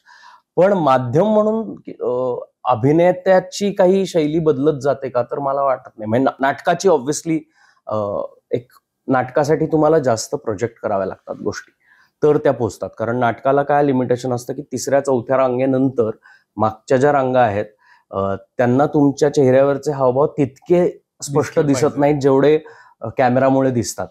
Camera can highlight on the specific reaction. तर ते आहे. त्यामुळे ते पूर्ण ऍक्टर्सचं मीडियम एवढ्यासाठी होतं की तुमची अख्खी बॉडी तुम्ही वापरता एखादं कॅरेक्टर पोहोचवण्यासाठी किंवा एखादा मेसेज पोहोचवण्यासाठी. सो जे मला तुला अगदी कानात येऊन सांगता येणार आहे खरं तर नॉर्मल लाईफमध्ये, ते मला नाटकात दाखवायचं असेल तर मला ते थोडंसं जास्त प्रोजेक्ट करावं लागतं. दो मी त्या कॅरेक्टरच्या कानात बोलतोय, पण मला 10व्या 15व्या किंवा मागच्या अगदी रांगेत बसलेल्या प्रेक्षकांनाही हा फील देता आला पाहिजे की मी खरं तर या व्यक्तीच्या कानात बोलतोय, पण ते तुम्हाला कळतंय ना मी याच्या कानात, कारण ते मी तुम्हाला शूट करून दाखवू नाही शकत क्लोजअपमुळे. सो ते इमोशन्स मग तुमच्या आवाजात येतात, तुमच्या बॉडी लँग्वेजमध्ये येतात नाटकाच्या बाबतीत. पण हे मग आता ती गफलत बरेचदा किंवा ती गल्लत बरेचसे ऍक्टर्स करतात की नाटकासाठी सुद्धा खूप सटल अभिनय करतात किंवा काही वेळेला नाटकातला अभिनय स्क्रीनवरती होतो. सो लाऊड ऍक्टिंग नावाचा काही प्रकार नाही आहे. हे आता फार प्रचलित झालेलं आहे वाक्य, अरे तो फार लाऊड ऍक्टर आहे किंवा तो फार सटल ऍक्टर आहे. असं काही प्रकार नाही आहेत असं मला वाटतं की काही गोष्टी तुम्हाला प्रोजेक्ट जास्त कराव्या लागतात तर त्या पोचतात. काही कॅरेक्टर्स इनव्हेरिएबली जास्त प्रोजेक्ट करणारे असतात. म्हणजे आता माझी एक मैत्रीण आहे जी कुठलीही गोष्ट बोलताना हातवारे खूप करते. म्हणजे ती सगळं करून दाखवते, हे घर आहे तर गाडी अशी येते वगैरे, असं सगळं करून दाखवते. ही तिची नॅचरल माणूस म्हणून असलेली सवय आहे. आता ते कॅरेक्टर जर मी स्क्रीनवर प्ले करायचं ठरवलं तर मला ते तसंच करावं लागेल. ते काही जणांना खोटं वाटू शकतं ज्यांनी तिला पाहिलेलंच नाही. सो ती कॅरेक्टर्सची गंमत आहे की तुम्हाला ते कुठेही खोटंही न वाटू देणं आणि ते तरी सुद्धा तितकंच कन्व्हिन्सिंगली पोहोचवणं. सो कन्व्हिक्शन आणावं लागतं कुठल्याही माध्यमात काम करा. ऍक्टर म्हणून तुम्हाला ते कन्व्हिक्शन आणावंच लागतं की बाबा ओके मला आत्ता सरेंडर व्हायचंय. आणि सरेंडर बेसिकली तुम्हाला सरेंडर व्हावं लागतं दिग्दर्शकाला, लेखकाला आणि स्क्रिप्टला. बरेचदा जेव्हा काहीतरी फार अवघड मराठी लिहिलेलं असतं किंवा खूप स्पष्ट मराठी लिहिलेलं असतं आणि त्या बाबतीत अट्टाहास असतो की नाही हे असंच बोललं पाहिजे, तर त्यावेळेला तुम्हाला ती सवय नसते, तुमच्या जिभेला तेवढी सवय नसते. तुम्ही तुमच्या रेग्युलर आयुष्यात, तुमच्या दैनंदिन आयुष्यात तुम्ही तेवढं मराठी वापरत नसता. सो त्यावेळेला थोडंसं अवघड जाऊन अनकम्फर्टेबल असाल तर ते दिसतं. कॅमेरासमोर तुम्ही खोटं नाही बोलू शकत. कॅमेरा कितीही खोटं असलं तरी पटकन पकडतो. आजकाल आणि ते आहेत HD काय त्याचा पुढे रिझोल्युशन. कॅमेरा समोर you cannot lie to camera. Camera catches any lie असं, किंवा जे काही कॅमेरा समोर जे घडतं ते असं घडतं. ते तुम्ही त्याच्याबद्दल तिथे तुम्ही काहीच तुम्ही ऑब्व्हियसली कट करून एडिट करून वेगळं काहीतरी करू शकता, नाही बोलू शकत. सो तिथे तुम्हाला you have to convince yourself की नाही हे मी जे करतोय ते किंवा मी हे जे करतेय ते मला पूर्णपणे पटलंय. सो तो एक मेक बिलीफचा भाग आहे जो ऍक्टर म्हणून तुम्ही जे परफॉर्म करताय त्याच्यावर 100% विश्वास ठेवलाच पाहिजे त्या मोमेंटला, तर तुम्ही काहीतरी चांगलं डिलिव्हर करू शकता. बऱ्याचशा भूमिका केल्यात, मला हे जाणून घ्यायला आवडेल की त्या भूमिका तू आयुष्यात पण जगतोस का, किंवा त्या भूमिकेने तुला काय दिलंय आणि एक सुयश म्हणून तू त्या भूमिकेला काय दिलंय? काही भूमिका डेफिनेटली जगतो. म्हणजे होत असेल ना. हो, म्हणजे काही भूमिका डेफिनेटली मी जगतो आयुष्यात. जसं की कार्यदुरावाचा परत विषय काढेन मी की Jay Khanolkar has changed me a lot as a person. पण ते त्यावेळेला जेव्हा जय खानोलकर मी करत होतो त्यावेळेला सुयश तसा नव्हता. सो हळूहळू सुयश जय खानोलकर सारखा व्हायला लागला.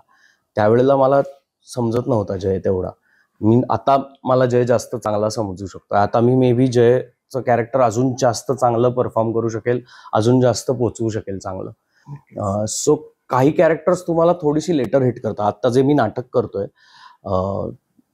ज्याची त्याची लव्ह स्टोरी, त्यातलं जे कॅरेक्टर आहे विवेक, त्यातल्या काही गोष्टी इतक्या माझ्या आहेत, म्हणजे इतक्या. बरं, हे मी लिहिलेलं नाही आहे, नक्कीच ऋषिकांत राऊतनी लिहिलेलं आहे. त्याला तो मला पर्सनली ओळखत नाही, तो माझा मित्र नाही, म्हणजे आता मित्र झालाय, पण नाटक जेव्हा त्यांनी लिहिलं होतं तेव्हा आमची काही मैत्री नव्हती, काही नाही. पण त्यातल्या काही काही गोष्टी इतक्या माझ्या आयुष्याशी रिलेट करू शकणाऱ्या आहेत, आणि त्यातल्या काही काही गोष्टी माझ्या आयुष्यात त्या फेजला आल्यात आणि ते कॅरेक्टर माझ्या समोर आलं. तेव्हा काही काही परफॉर्मन्सेसला मी स्वतः हलून जातो आतनं परफॉर्म करताना, की अरे हे खूप माझं आहे, खूप पर्सनल आहे, मी का दाखवतोय ऑडियन्सला, पण ते विवेकचं आहे.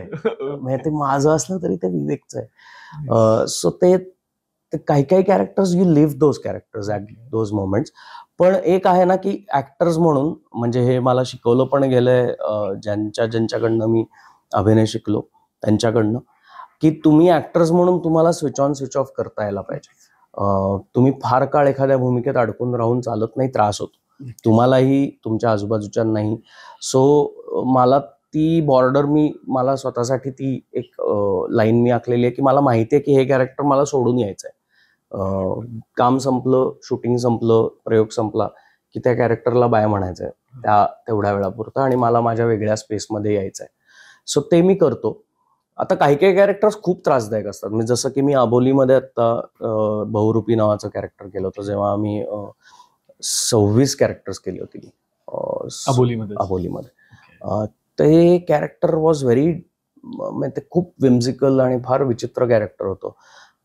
ते इमॅजिन केलं संदीप सिकन, जे प्रोड्युसर आहेत त्या मालिकेचे, ते आणि जे रायटर्स आहेत त्यांनी, प्रवाहानी, स्टार प्रवाहानी, ते कॅरेक्टर तसंच करायचं असं ठरवलं. अनिकेत कोळपे डिरेक्टर होता, त्यांनी सुद्धा ते त्याच पद्धतीने दाखवायचं ठरवलं. ते विम्झिकल कॅरेक्टर होतं, म्हणजे तो मध्येच एखाद्या स्त्रीच्या वेशात यायचा, मध्येच एखाद्या जादूगाराच्या वेशात यायचा, मध्येच कुठलं तरी भलतंच कॅरेक्टर घेऊन यायचा. तो वेगळाच होता तो, ते जे कॅरेक्टर होतं ते. सो ते बहुरूपी करताना ना मी दमायचो, म्हणजे मी मेंटली दमायचो. म्हणजे फिजिकली एक्झर्शन व्हायचं ते ठीक आहे, माझा मेंदू थकायचा. म्हणजे मी शूटिंग संपल्यानंतर घरी जाऊन कधी झोपायचो मला कळायचंच नाही. मी कोणाशीच बोलू शकायचो नाही after performing all those characters, कारण ते मेंटली एक्झॉस्टिंग होतं. म्हणजे हे कॅरेक्टर असं असू शकतं, हे असा पद्धतीने वागू शकतं, हे एकतर स्वतःला आपण नॉर्मल आयुष्यात अशी कॅरेक्टर्स नाही बघत ना. सो ते इमॅजिनरी आहे कॅरेक्टर, मे बी असेलही अशी कॅरेक्टर, डे आउट तुम्ही ते नाही करू शकत. तर ते कधी कधी दिवसाला 3-3, 4-4 गेटअप्स करायला लागायचे बॅक टू बॅक, आणि मग ते परफॉर्म करायचे. छोटे छोटे सीन्स असायचे, पण गेटअप्स वेगवेगळे असायचे. मग त्याच्यातनं बाहेर या, मग ही बॉडी लँग्वेज घ्या, मग थोडंसं डायलेक्ट बदला, असं सगळं करून घरी मी ड्राईव्ह करू शकणार आहे का आता घरी जाईपर्यंत, असं असा दमलेलो असायचो. पण अगेन ते कॅरेक्टर मला इतकी एनर्जी द्यायचं की मी कितीही दमलेलो असलो तरी नेक्स्ट डे मॉर्निंग मी स्वतःहून उठायचो की आज काय करायचं, आज कुठली कॅरेक्टर्स लिहून ठेवली आहे त्यांनी, आज कसा दिसणार आहे मी, ह्याची एक वेगळी एक्साइटमेंट असायची. सो ती वेगळी एनर्जी दिली त्या कॅरेक्टरने. सो अशी मला वाटतं अशी बरीच कॅरेक्टर्स आहे, आणि आय एम व्हेरी फॉर्च्युनेट की माझ्यावर लेखकांनी, दिग्दर्शकांनी, वाहिन्यांनी, निर्मात्यांनी आजपर्यंत खूप विश्वास ठेवलाय. त्यामुळे मला कधीच टिपिकल कॅरेक्टर्स मिळाली नाहीत किंवा स्टिरिओटिपिकल कॅरेक्टर्स नाही मिळत गेली. मी विलन सुद्धा करू शकतो यावर विश्वास ठेवला. मी खूप डार्क कॅरेक्टर्स करू शकतो, खूप इंटेन्स कॅरेक्टर करू शकतो, ह्यावर त्यांनी विश्वास दाखवलाय आजपर्यंत, आणि आय होप इथून पुढेही दाखवतील. आता नाटकांबद्दल तू एवढं खरं तर डीप बोलतोय सगळं, पण कुठेतरी एक थोडंसं जाणवतंय की नाटकातला प्रेक्षक वर्ग किंवा नाटकाची जी आपण ऍडव्हर्टाईज म्हणतो ती थोडीशी कमी होते. म्हणजे जिथे आजही, तिथे म्हणणार नाही मी, पण आजही 2-2 पान ऍडव्हर्टाइजमेंट येत आहेत पेपरला, पण जनरली मीडियम बदललंय, त्याच्यामुळे तिकडे इतकं लक्ष जातं असं वाटत नाही. यंग ऑडियन्स कमी येतो. करेक्ट. जे कसं बदलायचं ते आम्हाला कळत नाहीये. पण आता जसं आम्ही ज्याची त्याची लव्ह स्टोरी, हे पूर्णपणे यंग ऑडियन्सचं नाटक आहे. ते त्यांच्यासाठी लिहिलं गेलेलं आहे आणि त्यांना खूप रिलेट होणार. म्हणजे जेवढी यंग जनरेशन आली आहे नाटकासाठी ते वेड्यासारखे एन्जॉय करून गेलेत नाटक. त्यातले बरेचसे जण खूप छान भेटून गेलेत, पण ती संख्या कमी आहे. नक्कीच. म्हणजे कॉर्पोरेट मधले बरेचसे जण माझे जे मित्रमैत्रिणी आहेत, ओळखीचे आहेत, त्यांनी नाटक बघून मला स्पेसिफिकली सांगितलंय, थँक्यू, तू आमच्या आयुष्यातलं रिलेट होणारं एक नाटक घेऊन आलास. पण ते अजूनही तेवढ्या संख्येने येत नाहीयेत. तर त्याचं काय करायचं हे आम्हालाही कळत नाहीये. कारण एक नाटकाचा एक ऑडियन्स आहे आणि मला मराठी प्रेक्षकांचा आदर आणि मराठी प्रेक्षकांबद्दलचा आदर, त्यांच्याबद्दल प्रेम खूप आहे. कारण आज तू जर बघितलंस तर भारतामध्ये एवढ्या प्रकारच्या भाषा बोलल्या जातात, त्यात मराठी नाटक हे एकमेव तशा दृष्टीने अजूनही समृद्ध आहे. अजूनही काही नाटकांचे प्रयोग हाऊसफुल होतात. अजूनही जसं तू म्हणालास 2-2 पानं भरून ऍड्स येतात. हे बऱ्याचशा इतर भाषांबाबतीतल्या नाटकांमध्ये नाही होत बघायला नाही. मिळत. म्हणजे मध्ये मी साऊथला होतो, साऊथ इंडियाला. तर तिथे मी एका गुरूंशी बोलत होतो. तर त्यांना मी सांगितलं की मी आता नवीन नाटक ओपन होईल माझं. ते म्हणले, नाटक? म्हटलं हा, थिएटर. तर ते म्हटले, अरे अभी तक चलता है? म्हटलं हाँ सर, चालू है. तर ते म्हणे, साऊथ में बंद हो गया. सो इतर भाषांमधलं नाटक, लाईव्ह परफॉर्मन्सेस हे तसे कमी व्हायला लागलेत किंवा बंद व्हायला लागलेत, परवडत नाही म्हणून किंवा प्रेक्षक येत नाहीत म्हणून. थँकफुली अजून मराठी बाबतीत ते झालेलं नाही आणि होऊही नाही. तर मला इनफॅक्ट यंग जनरेशननी जर नाटकाकडे यायला सुरुवात केली तर आय एम शुअर आपल्याकडचं सगळंच बदलेल. जशी नाटकं चालायला लागतील वेगळी, अशा वेगवेगळ्या विषयांवरची नाटकं, जेव्हा यंग ऑडियन्स, यंग म्हणजे काय रे, 20+ जो ऑडियन्स आहे, 20-22 वयोगटाच्या पुढचा जो ऑडियन्स आहे, त्यांनी जर येऊन नाटकं एन्जॉय करायला सुरुवात केली ना, त्यांच्यासाठी लिहिली गेलेली नाटकं, त्यांच्यासाठी प्रेझेंट केली गेलेली नाटकं, ही जर 20+ ऑडियन्सनी येऊन एन्जॉय करायला सुरुवात केली तर आय एम शुअर बाकी गोष्टी आपोआप बदलायला लागतील. कारण जेव्हा नाटक वर्क होतंय आणि अशा विषयांवरचं नाटक वर्क होतंय, हे जेव्हा निर्मात्यांना कळतं, तेव्हा मालिकांचे विषय बदलतात. जेव्हा मालिकांमध्ये हे वर्क होतंय हे लक्षात येतं, तेव्हा सिनेमांचे विषय बदलतात. जेव्हा ते ह्या तिन्ही माध्यमांवरती यार हे विषय वर्क होत आहेत, हे यंग ऑडियन्सचे विषय आहेत, हे ऑडियन्सला बघायचंय, ऑडियन्स येतोय, गर्दी करतोय या विषयांसाठी, तेव्हा ओटीटी बदलेल. तेव्हा ओटीटीवरचे पण विषय बदलतील. सो जी बरेचदा प्रेक्षकांची ओरड असते की काय तुम्ही तेच तेच दाखवता, तर नाटकाच्या बाबतीत मी हे मान्य नाही करणार. टेलिव्हिजन बाबतीत मे बी मी हे मान्य करेन टू सम एक्सटेंट की हा मे बी तेच दाखवलं जातं. स्टोरी लाईन, पण नाटकांबाबतीत असं नाही होत. म्हणजे मी याआधी एक मी स्वरा आणि ते दोघं नावाचं नाटक केलं होतं. त्या नाटकाचा विषय सुद्धा खूप वेगळा होता. ते नाटक सुद्धा प्रेक्षकांनी ज्यांनी पाहिलं, 200 प्रयोग केले आम्ही त्याचे, त्यांनी आम्हाला आवर्जून हे सांगितलं की यार थँक्यू, हे नाटक तुम्ही आमच्यासाठी घेऊन आलात, कारण याच्यातनं आम्हाला ह्या गोष्टी मिळाल्या. सो हेही नाटक तसंच आहे. फक्त तो यंग ऑडियन्स जर यायला लागला, 20-25+ ऑडियन्स, जे एरवी टाइमपास करत कुठेतरी कॅफेलाच भेट, कुठेतरी चहाबिडी करायलाच भेट, किंवा कुठेतरी फिल्मच बघ किंवा कुठेतरी हँगआउटच कर, ह्याच्यात एक खूप वेळ वाया घालवतात स्वतःचा, किंवा नुसते रील्स बघण्यात खूप वेळ वाया घालवतात. त्यांनी आयुष्यातले 2-2.5 तास एखाद्या नाटकासाठी, आमच्यासारख्या आम्ही जे नाटक करतोय तशा नाटकांसाठी येऊन घालवावे. I assure them they won't be disappointed. I assure them they won't regret coming. एक नाटक म्हणून जर बघायला गेलं, कुठेतरी आपण स्वतःहून कमी पडतोय का ते प्रमोट करायला? कारण आजकालचं प्रमोशन किंवा आजकालच्या मीडिया ऑफ प्रमोशन सगळा बदललेला दिसतो आपल्याला.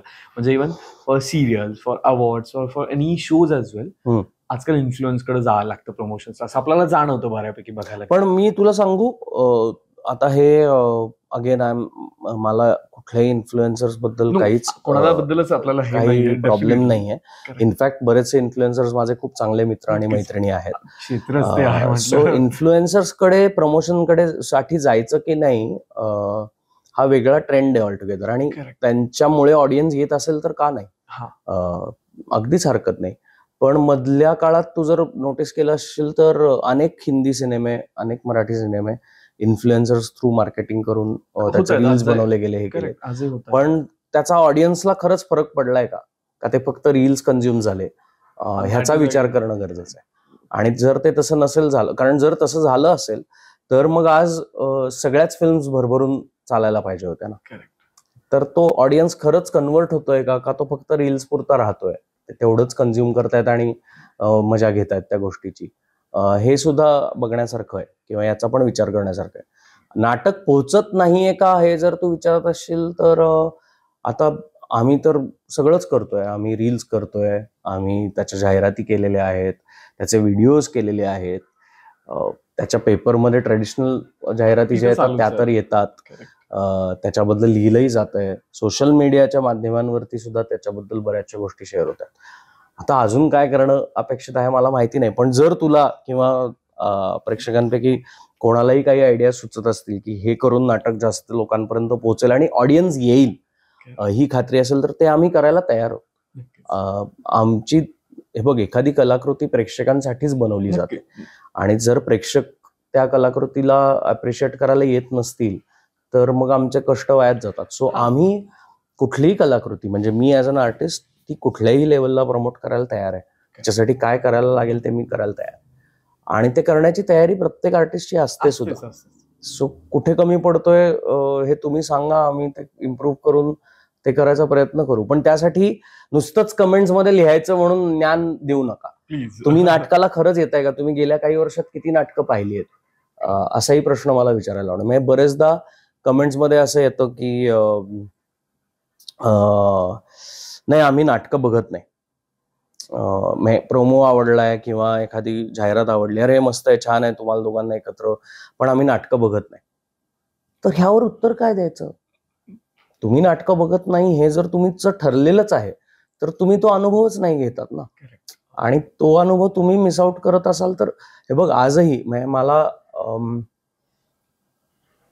काही डॉलर्समध्ये पैसे तिकीट्स काढून आजही लोक लाईव्ह ओपरा शोज बघायला जातात किंवा तिथे परदेशामध्ये काही नाटकं ही एखादं थिएटर बुक केलेलं असतं महिनाभरासाठी आणि मग जगाच्या कान्याकोपऱ्यातनं ते नाटक बघायला तिकडे प्रेक्षक गर्दी करतात.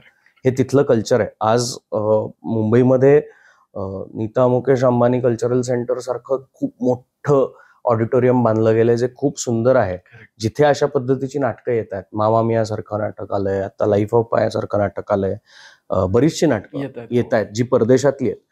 त्या नाटकांना कैक हजारांचं तिकीट काढून गर्दी होतीये. सो नाटक बघतच नाहीयेत का ऑडियन्स? तर असं नाहीये, बघतायत ऑडियन्स, नाटक पोचतंय त्यांच्यावर. पण फक्त त्याला आता काय झालंय की ते आता तो परदेशातनं आलेला आहे ना, त्याचा एक वेगळं क्रेज आहे, त्याचा एक वेगळा ट्रेंड व्हायला लागला आणि आम्ही ते बघायला गेलो, हे होतं. तर बघायला हरकत नाही, मी सुद्धा जातो, मला सुद्धा आवडतात. मी तर सगळी नाटकं बघतो. मी शक्यतो वेगवेगळ्या भाषांमधली सुद्धा नाटकं बघायला जातो. तर ते तुम्हीच मिस आउट करताय जर तुम्ही नाटकांना येत नाही आहात तर, कारण तुम्ही ते लाईव्ह त्यातली गंमत मिस आउट करताय, तुम्ही इमोशन्स मिस आउट करताय. आणि बरेचदा नाटकात प्रत्येक वेळेला नाटकातनं काहीतरी मेसेजेस दिला जातो असं नाही, पण बरेचदा नाटकात तुम्हाला काही काही अशा मोमेंट्स मिळतात ना ज्या खूप स्पॉन्टेनियस असतात, ज्या खूप अशा घडतात. अचानक एखाद्या कलाकाराला काहीतरी सुचतं आणि तो बोलून जातो आणि ते खूप त्या स्पेसमध्ये घडलेलं असतं जे खूप रिलेटेबल असतं. सो यार, आता अजून कसं पोहोचवायचं नाटक प्रेक्षकांपर्यंत ते माहिती नाही, पण नसेल पोचत आणि आम्ही जर कुठेही कमी पडत असू ते पोहोचवण्यासाठी तर डेफिनेटली सांगा, आम्ही प्रयत्न करू. किंवा या पॉडकास्टच्या माध्यमातून सुद्धा जर तुम्ही एकदाही अनुभव नसेल घेतला तर माझी रिक्वेस्ट आहे किंवा कळकळीची विनंती आहे, मी म्हणेल की एकदा तरी जाऊन लाईव्ह नाटकाचा अनुभव घ्या. डेफिनेटली मग ते तुम्हाला आवडेल नाही आवडेल त्याच्यावर पुढचा अनुभव घ्यायचा की नाही ते आपण ठरवू शकतो, पण प्लीज एकदा जाऊन तुम्ही अनुभव घ्या. दादाचंच असं नाही, तुमच्या जवळपास जे आहे किंवा जे कुठलं नाटक लागलंय एकदा अनुभव घेऊन बघा ना की काय होतं. जसं आपण रील्सचं पण आपल्याला सवय नसते, पण आपण एकदा ट्राय करून बघतो आणि ते आवडलं पुढे जातं. तसंच प्लीज एकदा अनुभव घेऊन बघा, नक्कीच तुम्हाला ते आवडेल. पण आता हे सगळं असताना अजूनही आपल्याला एक गोष्ट जाणवते, म्हणजे प्रत्येक कलाकाराची जो नाटक करतोय आज किंवा जे नाटक करतायत आज त्यांच्या कुठेतरी बोलण्यामध्ये, कुठेतरी स्टोरीमध्ये किंवा सोशल मीडिया पोस्टवर आपल्याला एक गोष्ट जाणवते ती की नाट्यगृहांची अवस्था. म्हणजे आपल्याकडे सिनेमे मल्टिप्लेक्स होत आहेत, त्याचाच चेंजेस होत आहेत. म्हणजे वन स्क्रीन पासून मल्टी स्क्रीन पर्यंत आपण पोहोचलोय.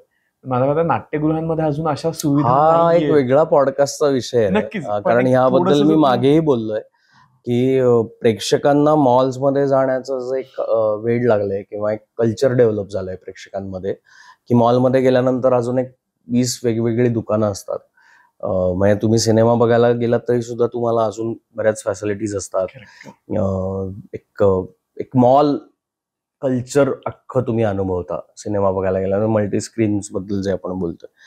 तर तसं कल्चर नाटकांच्या थिएटर्समध्ये सुद्धा होऊ शकतं का? तर डेफिनेटली होऊ शकतं. तसं कल्चर डेव्हलप करायचं तर ते होऊ शकतं, पण अगेन त्याच्यासाठी तेवढा फुटफॉल पण पाहिजे. बरेचदा नाट्यगृहांची अवस्था किंवा नाट्यगृहांमध्ये मिळणाऱ्या सुविधा, स्वच्छतागृह, अशा अनेक गोष्टी आहेत. अजूनही त्याच्यावरती अनफॉर्च्युनेटली तेवढं काम केलं जात नाहीये. पण मला वाटतंय की ते इंटरडिपेंडंट आहे. जसा प्रेक्षकांचा नंबर वाढेल आणि ते डिमांड करतील की नाही आम्हाला हे हवंय, आणि ते कसं आहे, ते बिझनेस पण आहे ना तो. जसं निर्मात्यांना किंवा नाट्यगृह चालवणाऱ्यांना हे जाणवायला लागेल की अरे नाही, प्रेक्षक येत आहेत, त्यांना हे हवंय, हे त्यांना दिलं पाहिजे, तर तो बदल व्हायला लागेल. पण त्यासाठी तितका नंबर ऑफ ऑडियन्स रोज येत असेल तर तो बदल घडेल, आणि त्याबद्दल स्पष्टपणे बोललंही गेलं पाहिजे. म्हणजे प्रेक्षकांनी सुद्धा हे करून दाखवलं पाहिजे. प्रेक्षकांच्या हातात अनेक गोष्टी आहेत. प्रेक्षक म्हणजे प्रेक्षक म्हणतोय आपण, पण समाज म्हणून आपण, जसं आपण एक मत दिल्यानंतर आपण एक उमेदवार निवडतो, आणि त्यामुळे मग आपण आपल्या भागात काय आपल्याला बदल हवेत की नाही हवेत त्याच्याबद्दल खूप स्ट्रॉंग स्टँड घेतो. तर ते स्वतः आपल्या हातात ती ताकद आहे एक नागरिक म्हणून. हे बरेचदा लोक विसरतात. तर ती प्रेक्षकांच्या हातात ती ताकद आहे नाट्यगृह पूर्णपणे रिवॅम्प करण्याची. जसं मी म्हटलं तसं की NMACC सारखं एक उत्तम थिएटर मुंबई सारख्या शहरात उभं राहतं, जिथे हव्या त्या फॅसिलिटीज आहेत, उत्तम मेंटेन केलेलं नाट्यगृह आहे, किंवा NCPA सारखं नाट्यगृह आहे. अनफॉर्च्युनेटली तिथे मराठी नाटकांना भाडी परवडत नाहीत. खूप कमी मराठी नाटकं तिथे होतात, कारण मराठी ऑडियन्स तेवढा नाही. जर तो आला तर अजून 10 NMACC सारखी सेंटर्स उभी राहतील, आणि आय एम शुअर उभी राहतील, पण त्यासाठी तेवढं ऑडियन्स पण येणं गरजेचं आहे. आता अगेन आपण हे सगळं बोलतोय, पण मला पुन्हा एकदा स्टार्टला जायला आवडेल की एकदा आपण जे बऱ्याच ऐकतो की नाटक उभं राहतंय म्हणजे काय. मे बी जर ती प्रोसेस जर सगळ्यांना कळली तर मे बी अजून थोडी एक्साइटमेंट होऊ शकतं. तर आम्हाला ती प्रोसेस सांगितली की एक्झॅक्टली नाटक उभं राहणं म्हणजे काय असतं. कारण कसं OTT मध्ये किंवा सिनेमांमध्ये ना बऱ्याच आपल्याला BTS किंवा बिहाइंड द सीन काय होतं ते बघायला मिळतं. ती एक क्युरिओसिटी येते की अरे असं काहीतरी केलं. मग एकदा नाटक उभं राहतं त्या प्रोसेसमध्ये काय घडतं, जर ते आम्हाला थोडंसं कळलं तर मे बी अजून उत्सुकता येईल लोकांना. नाटक उभं राहतं म्हणजे काय होतं की एक लेखक एक स्क्रिप्ट लिहितो, जी, हे मी व्यावसायिक नाटकांबद्दल बोलतोय, प्रायोगिक नाही. प्रायोगिकची वेगळी प्रोसेस आहे. सो व्यावसायिक नाटकांमध्ये लेखक एक स्क्रिप्ट लिहितात. ती लेखकांनी लिहिलेली स्क्रिप्ट निर्मात्यांना वाचून दाखवली जाते. त्याप्रमाणे दिग्दर्शक ठरतात की ह्या स्क्रिप्टला कोण जास्त चांगला न्याय देऊ शकेल, असे एक दिग्दर्शक निवडले जातात. दिग्दर्शक स्क्रिप्ट वाचतात, आणि मग तिथून काम सुरू होतं. मग कास्टिंग होतं. कास्टिंग झाल्यानंतर कुठल्या पात्राला कुठला ऍक्टर चांगला न्याय देऊ शकतो ह्याच्याबद्दल बरंचसं डिस्कशन होऊन फायनली कास्टिंग कम्प्लीट झालं की मग प्रोसेस सुरू होते दिग्दर्शक आणि ऍक्टर्स मधली, आणि लेखक सुद्धा त्याच्यात इन्व्हॉल्ड असतात. मग आता काय होतं ना, बरेचदा काही गोष्टी ऐकायला छान वाटतात, म्हणजे ऑन पेपर खूप चांगल्या वाटतात, वाचायला खूप छान वाटतात, पण जेव्हा त्याचं नाट्यमय रूपांतर होतं, म्हणजे काही काही जोक्स हे वैयक्तिक आयुष्यात मी तुला सांगणं तू मला सांगणं इतकाच छान वाटू शकतो, पण जर तो मी शूट करून दाखवायला गेलो तर तो कदाचित बोर होऊ शकतो, तेवढं चांगलं नाही, कंटाळवाणा वाटू शकतो, कारण तो जोक खूप पर्सनल असतो. सो असे जेव्हा नाट्यमय प्रसंग दाखवायची वेळ येते, जेव्हा प्रेक्षकांना ते अनुभव तो मिळणार आहे त्या नाट्यमय प्रसंगाचा, ही जेव्हा वेळ येते तेव्हा एक मस्त प्रोसेस चालू होते, जी 1-1.5 महिना चालते, काय काय वेळेला 20 दिवस, काय काय तालीम म्हणतो आम्ही त्याला. सो ती जी तालमीची प्रोसेस असते ती फार इंटरेस्टिंग असते, कारण त्याच्यात ना खूप गोष्टी करून बघितल्या जातात, काही डिलीट केल्या जातात, काही ऍड केल्या जातात, काही एडिट होतात. सो बऱ्याच गोष्टी. सो तो 1-1.5 महिना जो असतो ना तालमींचा, तो क्रेझी असतो. म्हणजे आम्ही ताण भूक विसरून तिकडे दिग्दर्शक म्हणेल त्या पद्धतीने गोष्टी करत असतो. आम्हाला काही सुचत असतं. बरं, माणसं आहेत ना प्रत्येक जण. म्हणजे आता लेखक जेव्हा लिहितो तेव्हा तो काही कॅरेक्टर्स इमॅजिन करून लिहितो, आणि त्याचीच एक विजन असते. त्याची विजन असते, आणि तो काही कॅरेक्टर्स त्याच्या पद्धतीने लिहितो. जेव्हा वेगवेगळे ऍक्टर्स इन्व्हॉल्व्ह होतात तेव्हा त्यांचं एक वेगवेगळं रिडिंग असतं प्रत्येक कॅरेक्टर बद्दलचं, आणि मग ते त्या पद्धतीने स्वतः ते रीड करून वेगवेगळ्या पद्धतीने ते कॅरेक्टर्स अजून खुलवायचा प्रयत्न करतात. मग दिग्दर्शक ठरवत असतो की नाही, यातलं हे नाही होते वर्क, ते नाही होते. मग एका पॉइंट नंतर 0 शो होतो किंवा रंगीत तालीम होते. रंगीत तालीम म्हणजे बेसिकली सगळे कपडे, नाटकाचं नेपथ्य, असं सगळं करून आम्ही काही ज्यांना अजिबातच नाटक काय आहे हे माहिती नव्हतं अशा काही प्रेक्षकांना बोलवून त्यांच्यासमोर ते आम्ही पहिल्यांदा दाखवतो, सादर करतो रंगीत तालीम. रंगीत तालीम नंतर 0 शोला बेसिकली हे होतं. मग त्याच्यातनं डिस्कशन्स होतात की अरे हे आम्हाला आवडलंय, हे नाही आवडत, हे पटतंय, हे नाही पटतंय. मग त्यातली जी एक ऍव्हरेज काढला जातो की अरे हा, हे 15 लोकांना हे वाटतंय, 10 लोकांना हे वाटतंय.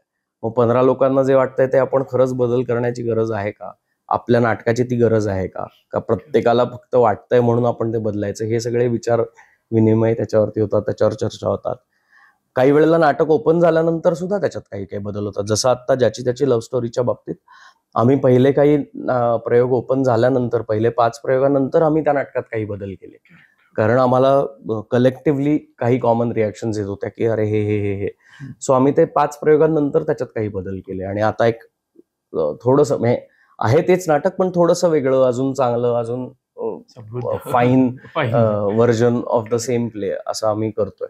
आणि नाटक ना प्रयोगागणिक खुलत जातं.